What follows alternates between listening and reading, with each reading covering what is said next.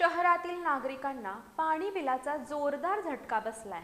नेहमीच्या वापरापेक्षा तब्बल 3 पट वाढलेली पाणी बिले हातात पडताच नागरिक संतप्त झाले असून पाणी पुरवठा विभागाच्या कार्यालयात तक्रारींचा अक्षरशः पाऊस पडतोय।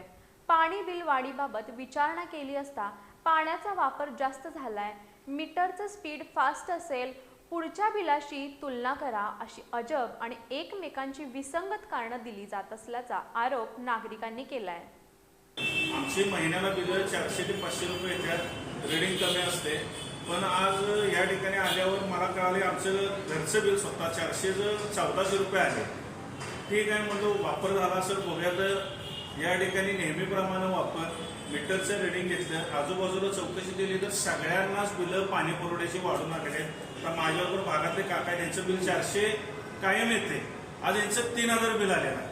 त्याचबरोबर अनेक अशी केस घडली की डे वॉर्डमध्ये भागामध्ये पाणी बिल 4-4 महिने वाटप केलेलं नाही आणि अचानक इथं आता त्या भागातले नागरिक आले, त्यांना 5000चं बिल 4 महिन्याचं मिळून हातात थोपविलेलं आहे। आता या 5000 रुपये कुठला आणायचं नागरिकांनी? म्हणजे अक्षरशः भोंगळ कारभार। त्यांना वर विचारलंय की तुम्ही बिलं वाटप काय केलेलं नाही, तर त्यांचं उत्तर आहे की आमच्या अधिकाऱ्यांच्या बदल्या झाल्या।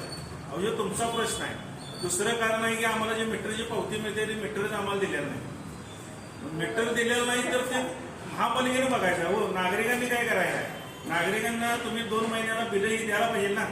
एकदम तुम्ही 5 आणि 6000चं भुर्दंड 4 आणि 5 महिन्याने मिळून जर बिल देत असता, ते पण मागितल्यावर अजूनही डे वॉर्डमध्ये पाणी बिल वाटप झालेलं नाही।